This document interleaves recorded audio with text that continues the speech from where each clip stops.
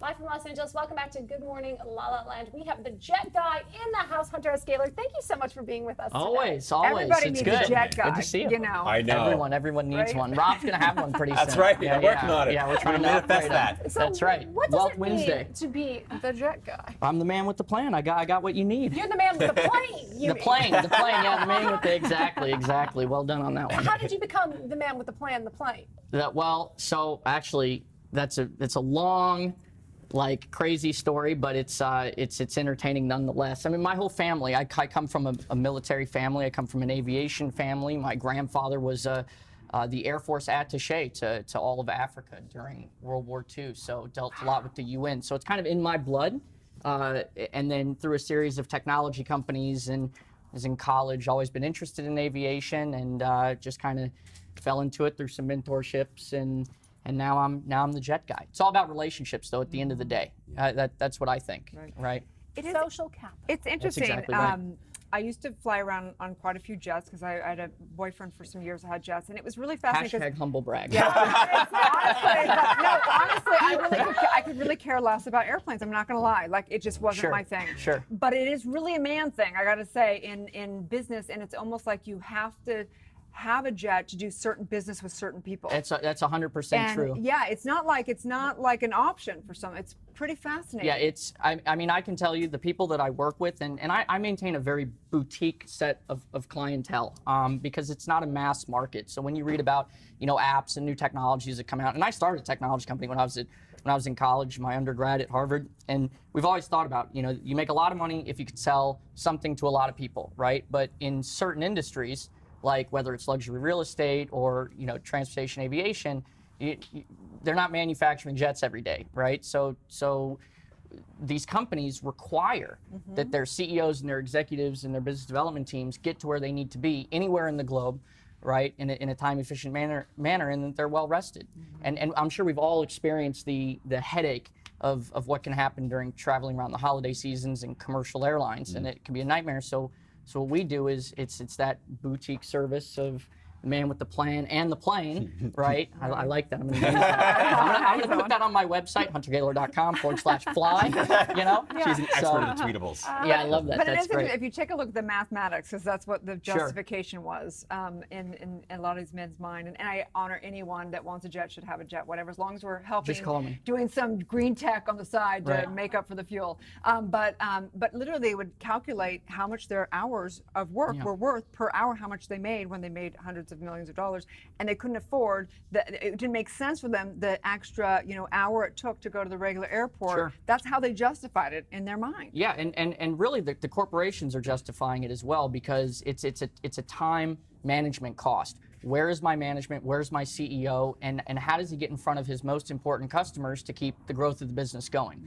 So when you look at the supply chain, you look at some of these major manufacturing companies. The beauty of aviation, and I think I'm a little bit of a history guy, so aviation was born here in the U.S. So when you look at the Wright brothers, bicycle shop mechanics that came in and then started flight. I mean, they basically at Kitty Hawk. That's when it all started. And from there, we've had a history in the United States of growing an aviation sector that has shrunk the globe. So it's brought us in closer relationship with people in different cultures, different companies, different collaborations that could have never happened before. And then with the increase of technology to make planes greener, more efficient, fly farther, faster, longer, is tremendous. So you're right. I mean, but from a governmental perspective, it's important too, because it allows the opportunity to connect with foreign leaders. Governments have better relationships with governments. I work very closely with heads of state, different countries, and this is a key factor. So the ability for like our current president to go to North Korea and have a meeting to potentially foster peace, that could have not happened. I mean, they didn't have a Skype session, right? I mean, that's something you have to sit down with someone and you create better relationships. A plan and a plane. Yeah, exactly, exactly. And there's a lot of planning that goes into it. What would you say, Hunter, has been the greatest challenge to being the jet guy, and how have you overcome that challenge? It's definitely maintaining the relationships with the right people and dealing with a diverse set of personalities. I mean, especially being here in Los Angeles, but also working with a lot of people on the East Coast and then expanding to other parts of the globe. because it's a relationship business. I mean, you're dealing with secretaries to schedulers to assistants, and even at the end of the day, the end customer, whoever it may be, whether it's a rapper or a sports star or whoever. It's a diverse set of personalities. So it's really kind of being able to kind of be relational, relatable, and relevant. That's kind of how I try to. That's kind of like my modus operandi. But I'd say that's the biggest thing is just managing the personalities and always having that really good customer service and follow up and be a problem solver for them at the end of the day. How can I help you? And it's not just in aviation, it may be in their technology company. Say, Hunter, we know you have an experience doing this. I said, sure, let me give you some how I would do it if I was in your situation. Besides the experience, what is it about you, Hunter, that makes you so successful in maintaining and fostering these relationships? I think it has to do a little bit with my spirituality. I mean, that's if I'm opening up and digging, we're on the Right couch, place, right place, Yeah. right? Yeah, It's you're the same trust tree place here. with the trust tree. It is. I think that you have to understand the core of who you are as an individual, and you can't put up with baloney, right? I mean, I think too many people allow themselves to be walked over. That's not going to happen, right? Like, I'm going to tell you who I am. I'm going to tell you the service I'm going to give you, and if you don't like it, move on. I don't care, right?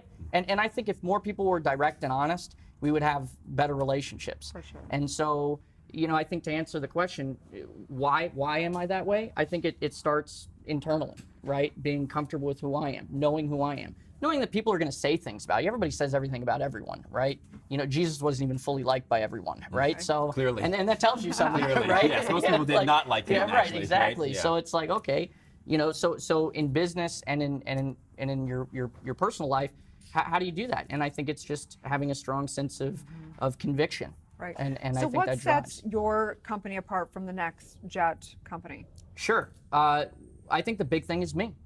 I think it's 100% myself, Hunter Gaylor, period, end of discussion, I like right? it. Confidence, And- hashtag confidence. Yeah, and it's not even a cocky thing. It's 100% confident because it's like, look, yes, you can go deal with other large multinational corporations that have been in the industry way longer than I have. But what they're not going to give you is that first white glove concierge service that you're going to get, that relationship service that you're going to get, that you're going to be comfortable and your family's going to be comfortable and your clients are going to be comfortable and your brand's going to be comfortable and everything around you is going to be comfortable to know that you're going to be safe. I mean, because the last thing that we want to see happen is what just unfortunately happened recently down in Santa Ana with the plane crashing. And, with me, that doesn't happen. At least we plan for it not to happen, right? Because you have to be safe. Safety and security is number one. And I know the airplanes better than anybody else. I know the makes, the models, the tail numbers. I'm able to really understand where you need to go, how you need to get there, and then what the right plane for you is. So. I love that. I'll consult with him on my private plane. Yeah. No And problem. I want Erin's plane. No problem. I will- Yeah, exactly. But admit it, it's like an amazing way to travel. It's an amazing, well, and the best thing about planes actually is the hangars. Those are the Oh, best yeah, things. yeah, yeah, The yeah. hangars where Absolutely. people hang out, and it's like there's a whole cultural. And what's fascinating for me is that, we all have our judgments of wealth and what's not wealthy and all that stuff. But some of the most evolved, conscious people making a huge difference in the world are some of the wealthiest people I know. You get that far up, and there's a self-actualization that happens, and a lot of them are doing the green tech stuff also. Sure. So, just want to honor that. Our birthright is wealth, and we do have an obligation to give back as well. So, I Yeah. honor you in Absolutely. that whole community. Yeah, and I think too that the big part in that is when you look at, I work with several technology companies. One of them, ironically, is called Jet Hunter, right? and in it is a technology platform that's making it easier for people to connect to the airlines. But also part of what they're doing is social consciousness, right? Especially in the tech world, right? Because I think a lot of people are in technology, coming from that background. I had a pretty successful company when I was in college, but the whole idea was how can we use what we make and actually solve real problems, right? Solve actual problems, not go create an app that's like a nice added benefit, but how can we solve real problems? And what I like about the aviation space is when it shrinks the globe and it brings people closer together and you can have a more honest and open conversation with people. That's the beauty of transportation and aviation. That's right. Awesome. Thank you for that. Yeah. Oh, We just really appreciate beautiful. it. Tell people where they can find you. Just go to huntergaylor.com if you want to charter /fly. There you Or go. on Instagram, Hunter Gaylor. So it's Awesome. pretty easy. The Jet Guy. Stay tuned. We'll be back tomorrow. Good morning, La La Land.